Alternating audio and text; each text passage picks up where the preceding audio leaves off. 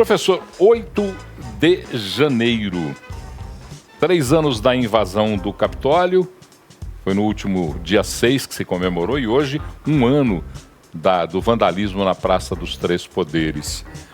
Hoje eu estava à tarde, só para fazer um preâmbulo nessa nossa conversa e já lançar a primeira pergunta, eu estava acompanhando o evento que foi transmitido por emissoras de TV a cabo.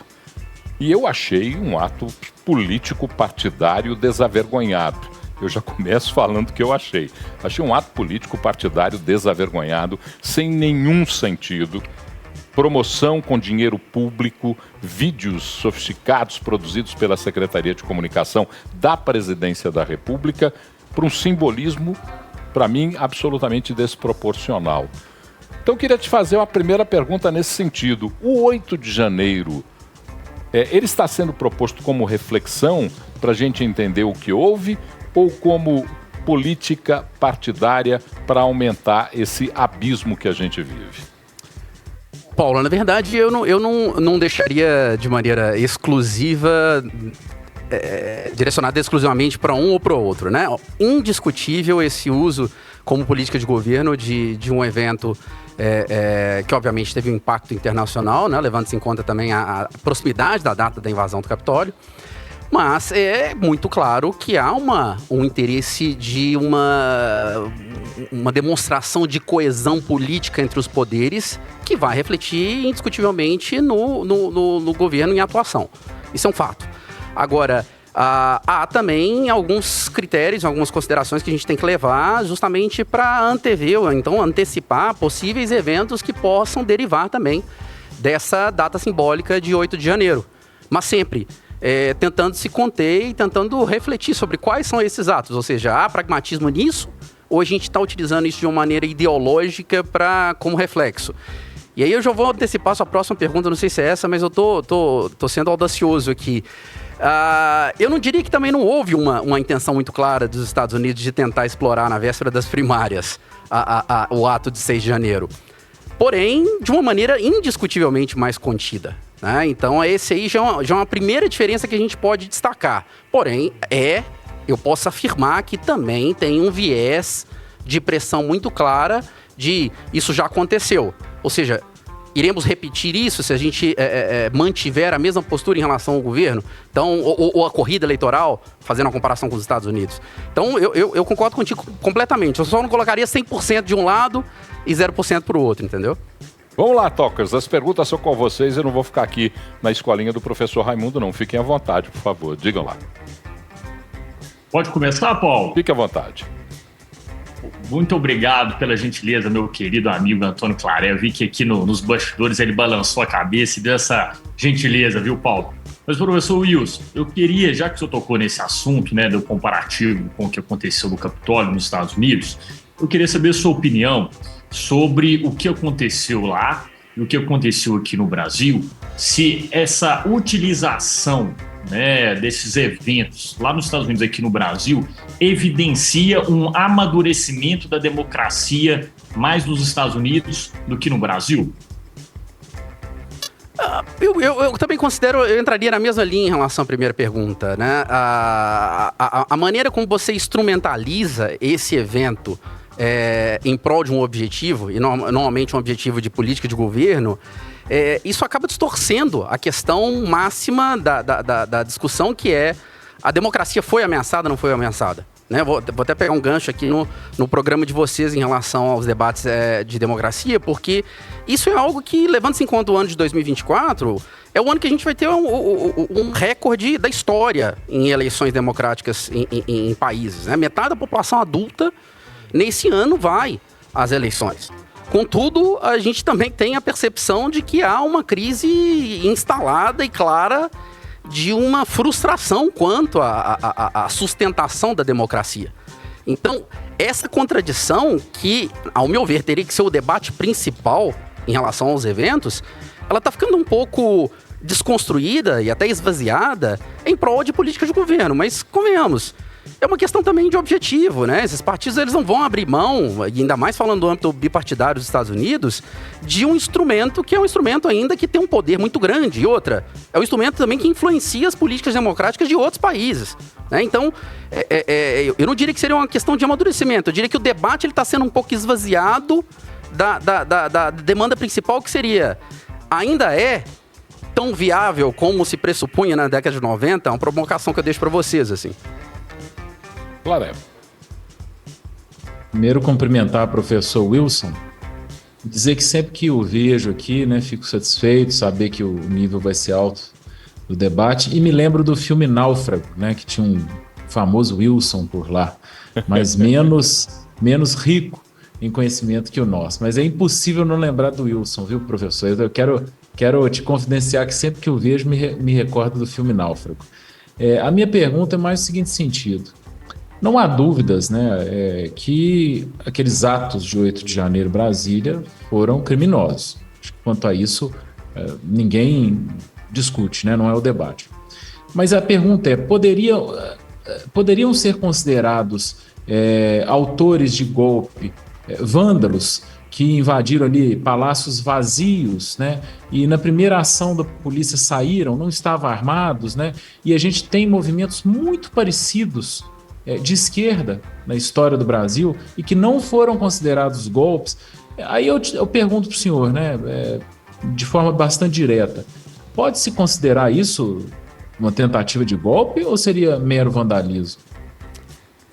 Claro, essa é uma pergunta interessantíssima. Em relação à referência do Wilson, eu acho emblemática, porque assim, a diferença não é só do aspecto cultural, né? Eu acho extremamente relacionado também à questão da conta bancária. Então, sejamos muito claros, assim, que vamos deixar só a questão do homônimo, né? Eu acho essa pergunta muito interessante, porque... e aí... ressalto, né?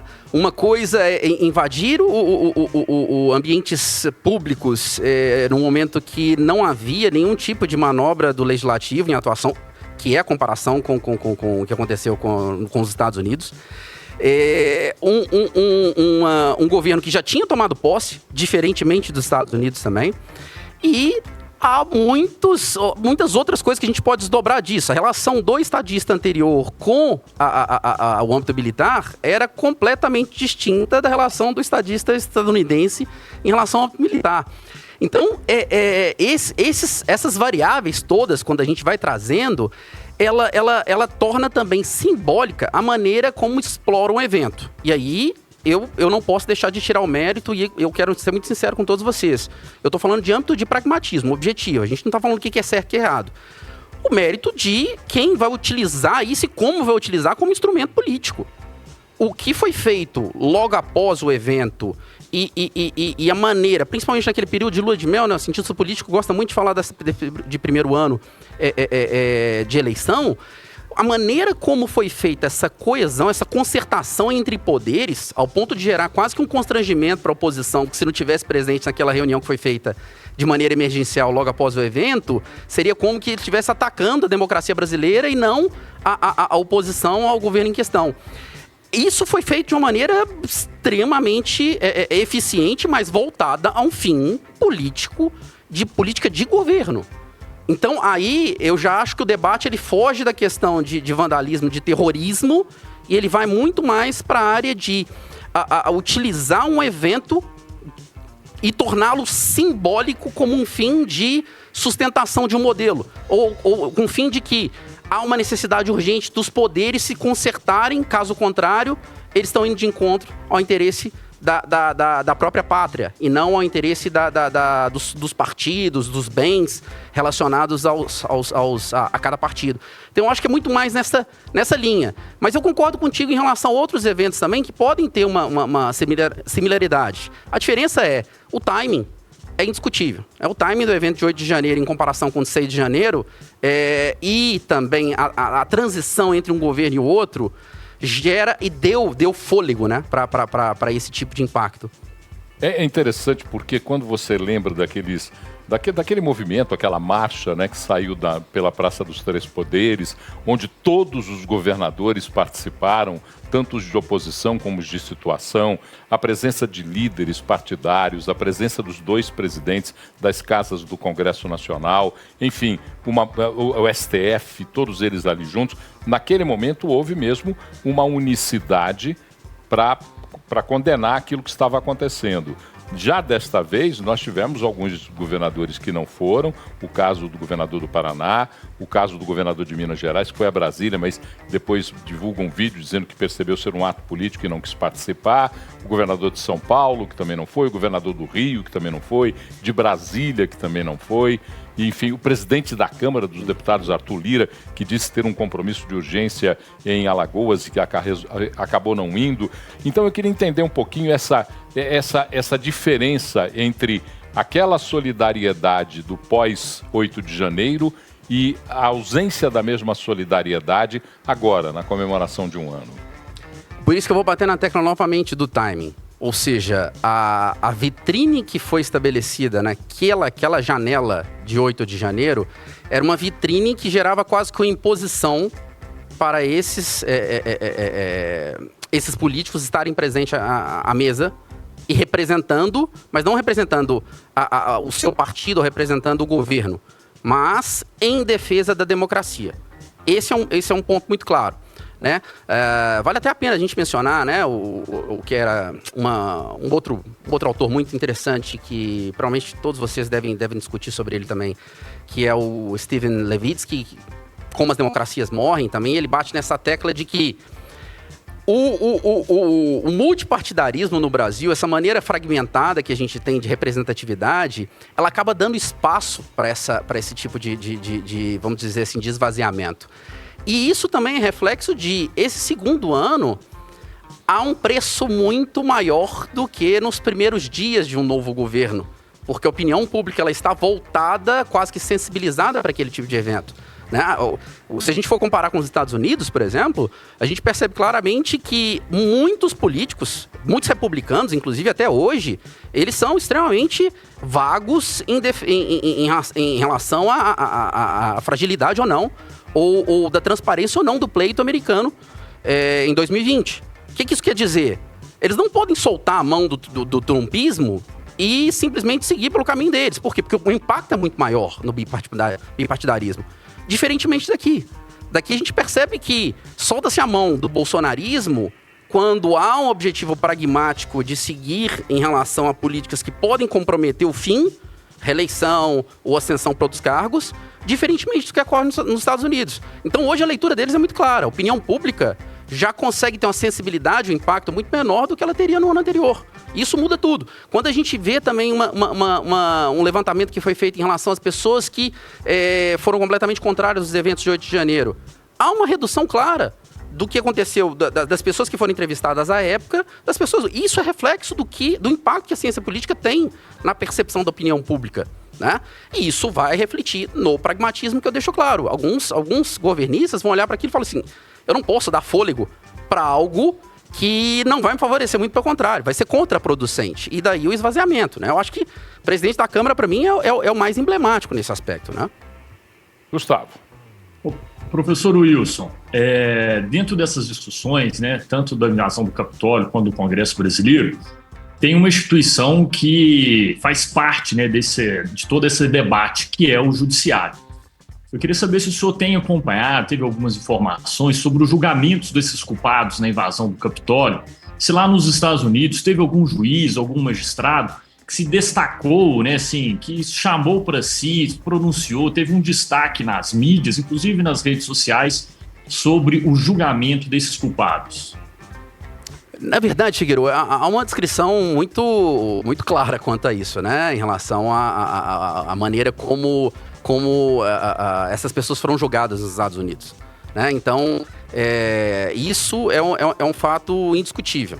Inclusive, em entrevista recente, não só ele, mas também o Larry Diamond, que é um autor extremamente importante de Stanford, que estabelece aquela máxima de que vivemos uma recessão democrática hoje.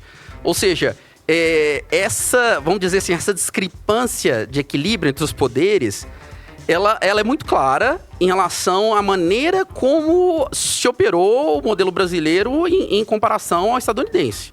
Fato. Né? E aí, mais uma vez, eu vou jogar mais lenha na fogueira. Hoje, quando a gente percebe que há uma possibilidade do Trump se tornar inelegível na iminência aí das primárias, também percebe-se que ao olhar para o judiciário, a gente tem um equilíbrio muito claro, mas mesmo assim, não dá para a gente antever qual vai ser o resultado disso ou não. Todo mundo ainda se contém em se posicionar em relação a isso. O que, trazendo para o Brasil, talvez a gente já teria uma percepção muito clara se a gente olhasse para o judiciário e definisse, bom, nosso cálculo aqui não teremos mais problema quanto a esse tipo de demanda. Isso não aconteceria nos Estados Unidos. Claré. Não aconteceu, na verdade. Não aconteceu. Claré? Bem, Paulo, esses dias a gente estava conversando aqui sobre democracia, né? Você nos brindou com uma aula aí sobre democracia eleitoral e democracia plena. Nosso querido Kertzmann, que certamente nos acompanha, discutiu veementemente com você. Eu concordei com você, Figueiredo de casa concordava com Kertzmann, né? E, sabe, recentemente a gente viu uma pesquisa, um índice, né, de um grupo ligado àquela revista The Economist, colocando o Brasil ali, quando você avalia sobre a democracia de um país e o nível de democracia, colocou o Brasil mais ou menos em 56º, salvo engano, de 150 países, né? Dizendo que, do ponto de vista eleitoral, era robusto, e é exatamente isso que o Paulo Leite falou, democracia eleitoral, era robusto, era confiável, mas que, devido à polarização e devido à influência do governo em certas decisões, e aí governo, ele não falou de governo Lula, Bolsonaro, Temer, governo brasileiro, né, culturalmente, historicamente, exatamente por essas razões nós não teríamos uma democracia plena. Agora me falha a memória de qual o nome que ele dá, mas seria algo como uma semidemocracia. Eu queria perguntar, professor Wilson, nos seus estudos, né, nas suas andanças, qual que seria o nível de democracia aqui do Brasil de 0 a 10, se nós considerarmos, por exemplo, Estados Unidos 10? Claro, eu sinceramente, depois eu não sei se eu volto na temática do Wilson, que você me fez referência, ou se eu respondo essa pergunta, porque se você teve a intenção de me expor, você conseguiu de uma maneira, assim, extremamente elegante. Para não dizer que eu não respondi, eu vou tirar a questão do número e eu vou ser um pouco, assim, mais sutil e tentar trabalhar, assim, a imparcialidade, professor, usando todo. Diga. Ô, professor, o senhor sabe que o senhor é famoso em nosso programa pela forma de fugir das perguntas capciosas, você não se comprometeu. Eu já falei várias vezes, falei, professor Wilson, vem que maravilha, porque ele tem o dom de não responder as coisas, de sair das perguntas difíceis. Essa foi uma das mais difíceis, viu, Paulo? Sinceramente, eu vou ter que, assim, pensar como que eu vou sair desse número. Vamos tentar fazer alguma coisa. Não precisa dar um número, não. Não, já não vou dar, eu te garanto. O que eu enxergo, claro, há uma percepção muito clara, e aí eu falaria assim, do Brasil como um destaque indiscutível, porque se a gente for fazer algumas comparações com eleições em outros países, a gente já vai perceber que há um recrudescimento muito explícito do enfraquecimento das instituições quanto à possível manutenção de uma democracia, né? Eu falei que esse ano a gente tem mais ou menos 70 países que vão passar por um processo eleitoral, e a gente tem escalas ali de países com níveis de democracia, como você mencionou. Eu diria que a Economist vai ter que fazer uma revisão muito clara no final do ano para esse processo, porque há uma geração, e aí eu já estou falando dos jovens, de insatisfação ou descrença em relação às instituições, porque eles estão muito mais, eles se atêm muito mais às crenças que são, de certa maneira, individuais, e se alguém as contesta, eles acabam não cedendo, e por isso que a gente chega naquele dilema de, poxa, a política tem que ser um jogo de tem que ceder pra gente chegar a um ponto comum e se deliberar sobre o tema, senão a gente trava a agenda. Por que eu tô querendo dizer isso?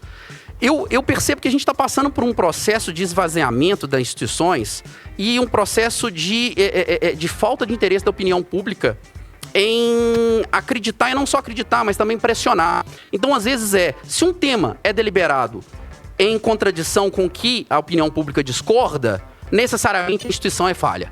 Se um tema é de acordo com que aquela pessoa pleiteia, a instituição é favorável. Isso vai gerando uma falta de credibilidade permanente, que é a função clara de dirimir aí as questões de cada instituição. Eu acredito que há, não só no Brasil, tá? Eu diria, vamos mencionar, tem México, Índia, África do Sul, Rússia, que entra naquela escala daquelas eleições simbólicas de 98% de aprovação, enfim, vários países que já estão contando com essa discrepância em relação à credibilidade. Então, comparando com os anos 90, eu vou tirar aí o fim da União Soviética, tá? Fazer recorte da União Soviética para frente, que foi esse otimismo exacerbado dessa democracia, né, ocidentalista e tal. Eu diria que a gente está vivendo um retrocesso considerável desde a última década em relação a esse tipo de questão, tá? E não vou te dar um número, mas vou dizer claramente, se a gente fizesse uma comparação da década de 90 para a atual, a gente caiu algumas escalas indiscutíveis, principalmente no âmbito institucional. Bom, estamos conversando com o professor Wilson Mendonça, que é professor e pesquisador de Relações Internacionais da Esquema Business School, falando um pouquinho sobre o 6 de janeiro nos Estados Unidos, 8 de janeiro no Brasil, invasão do Capitólio, invasão na Praça dos Três Poderes. E eu queria primeiro, numa pergunta, duas questões. A similaridade, primeira, e a segunda, que interferências diretas em não se considerando Trump inelegível, colocando Trump na disputa presidencial, existem consequências diretas sobre a invasão do Capitólio e uma possível reeleição de Trump? Bom, eu diria que, indiscutível, né? Há similaridades claras, né? A gente tem que levar em conta alguns aspectos que eu já mencionei. O ato nos Estados Unidos ocorreu durante uma deliberação do Senado, ou seja, isso deixa muito claro de que a gente está falando de um processo que o Biden não havia tomado posse ainda. Primeira diferença muito clara, né? A questão do que aconteceu aqui no Brasil nada mais tinha a fazer depois da diplomação e depois da posse de 1º de janeiro, ponto. A outra questão, a relação entre o possível grupo que poderia ou não sustentar isso. A relação do estadista com os militares em relação ao Bolsonaro é uma, do Trump em relação a eles é completamente outra. Houve uma resistência muito clara, inclusive a repressão foi muito mais evidente por parte tanto da polícia legislativa quanto dos próprios militares, que ficou muito discrepante em relação ao Brasil.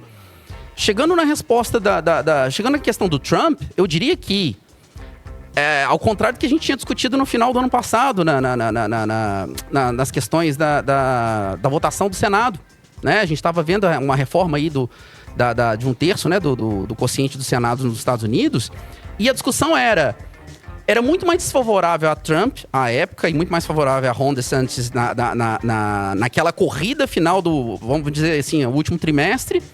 Contudo, hoje fica muito claro, e eu diria que é quase que um mérito do Partido Democrata de ineficiência à ascensão estrondosa que Trump tem conseguido nesse período, já no primeiro semestre. O que fez com que, inclusive, Obama mudasse o tom em relação aos eleitores, ou mudasse o tom em relação à estratégia. Por quê? Porque ele bate nessa mesma tecla dessa população insatisfeita, desses jovens que, inclusive, eles não estão mais acreditando na instituição em si.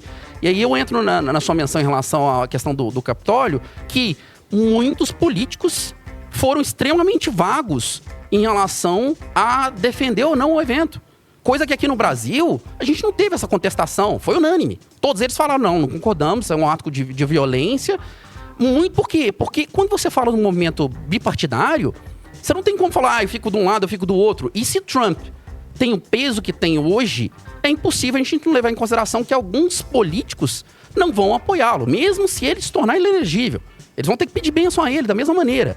Então, eu diria que essa decisão do judiciário de lá vai ser fundamental nessa corrida eleitoral. O Partido Democrata está fomentando essa ascensão por omissão, tá? Muito claramente. E também isso favorece muito em contraponto ao multipartidarismo. Por isso que eu diria que esse esvaziamento que a gente teve no evento de hoje é fruto disso. Não poderia haver um esvaziamento desse se a gente acontecido no Partido Democrata. Porque Se você não estiver presente, você vai estar presente em qual demanda do Partido Republicano, se você for democrata, não há para onde você ir, né? Então, eu diria que isso vai ser rememorado, foi recentemente, né? Em relação a 2 dias, Trump fez essa menção em Iowa e de maneira muito sutil também Biden fez essa menção recentemente. Ou seja, ainda está viva essa questão de que não foi legítima para alguns a eleição nos Estados Unidos. O que hoje, pra gente aqui no Brasil, inclusive pelos políticos da ala bolsonarista, isso, de certa maneira, ainda é incontestável. Então, essas são as diferenças, pra mim, mais evidentes de um movimento em relação ao outro. Reta final, Gustavo, é com você. Professor Wilson, agora sendo até mais direto, por conta aí do tempo, como o Paulo disse, você acredita que nas eleições agora desse ano nos Estados Unidos, o judiciário lá vai ter esse protagonismo forte, até pegando carona nessa sua resposta, igual teve aqui no Brasil, influenciando, né, diretamente aí nas eleições? Figueiredo, é uma deliberação muito pragmática em relação ao posicionamento de cada um. A gente tem ali, se eu não me engano, 4 juízes indicados por Trump. E a própria imprensa americana, ela já tem uma posição de muita imparcialidade em relação a essa deliberação. É dizer, de certa maneira, a instituição vai cumprir o seu papel de julgar o que está estabelecido nos autos e ponto. Entendeu? Independentemente de rede social, independentemente de prestação de contas para a imprensa. Então, isso gera vamos dizer assim, uma credibilidade quanto à instituição. Muito diferentemente, respondendo a sua pergunta, em relação ao que a gente viu no Brasil e vê. Então, essa é uma comparação para mim que é muito clara, mas eu reforço. Todos vão acompanhar essa deliberação, porque Trump se mantendo elegível, eu considero que a coesão do Partido Republicano hoje, e isso é até curioso, né? Deveria ser o contrário. Ela é muito maior do que o Partido Democrata, o que pode tornar, assim, uma vitória avalaçadora, né? Hoje, os levantamentos feitos já mostram que Trump está bem à frente de Biden nessa concorrência, né? Então, indiscutível, há uma discrepância muito grande nas instituições dos dois países, nesse aspecto que você disse de exposição. Claro, Paulo, eu estava refletindo aqui, né? E queria ouvir do professor. Nosso público, né, professor? É um público que gosta de política, gosta de atualidades, tem seus posicionamentos, suas crenças, né? E buscam conhecimento. A gente está vivendo aí um período, eu diria especialmente de 18 para cá, talvez até 2016 para cá, onde fala-se muito de polarização e associa-se a polarização à ausência de democracia. O próprio índice aí do The Economist, ele coloca como ponto negativo para a democracia plena a existência da polarização. Todavia, a gente tem nos Estados Unidos, já que eu me lembre pelo menos há algumas décadas, essa polarização, né? Ela é normal por lá, a ponto de você falou sobre o judiciário, né? A ponto de os ministros lá, os membros da Suprema Corte, serem escolhidos baseados, inclusive, na sua ideologia. Então a gente já sabe que o republicano vai escolher um conservador, a gente já sabe que o democrata vai escolher um progressista. Por que nos Estados Unidos, que é o símbolo da democracia, recebe-se tão bem essa polarização e aqui no Brasil a gente está sempre associando a um ataque à democracia? Eu vou te responder entregando uma outra estratégia, inclusive de profissional, que é estudado por muitos cientistas e que é o resultado claro do que acontece quando a gente tem transparência e vai continuar acontecendo quando não há transparência, que é como o lobby funciona nos Estados Unidos em comparação com o lobby aqui no Brasil. Ou seja, se a gente tem temas ou políticos que arrecadaram fundos em prol de algum segmento específico, já se espera que eles defendam isso, e isso é legítimo. É legítimo, inclusive, a maneira como os lobistas que se apresentam como profissionais que influenciam a tomada de decisão, ao munir não só com recursos financeiros, mas também com recursos estratégicos, de informações técnicas, para que os temas sejam aprovados nas assembleias. E isso aqui ainda é visto de uma maneira muito escusa, apesar de a gente saber que isso acontece o tempo inteiro. Então, essa ausência de transparência nos dá esse sentimento de que, bom, você tem que defender o interesse da nação. Essa amplitude, ela esvazia completamente o debate, porque a gente sabe que há uma concentração de poder entre alguns segmentos que indiscutivelmente vão influenciar a tomada de decisão lá na frente. E às vezes vão influenciar a tomada de decisão de políticos que defenderam uma causa durante o período da eleição, mas quando ascendem ao cargo, eles acabam cedendo a esses grupos de pressão. Então isso, para mim, já é uma contradição muito clara. O que nos Estados Unidos, não, isso é muito transparente. Se ele foi eleito por essa área, se os ruralistas vão apoiá-lo, ele vai defender essa causa do início ao fim e vai ser transparente. Já há vamos dizer, uma certa, não só transparência, mas uma expectativa de que algo aconteça com base na complexidade da votação. Aqui no Brasil, não. A gente percebe que há uma caixa preta que é possível da gente conseguir descobrir, mas quando descobre, é produto de corrupção, não produto de influência de grupos de pressão. Então, é um debate antigo que a gente continua insistindo nisso, mas enquanto não regulamentar, vai continuar existindo. Da mesma maneira que existe em todos os países. Essa para mim, é a grande diferença.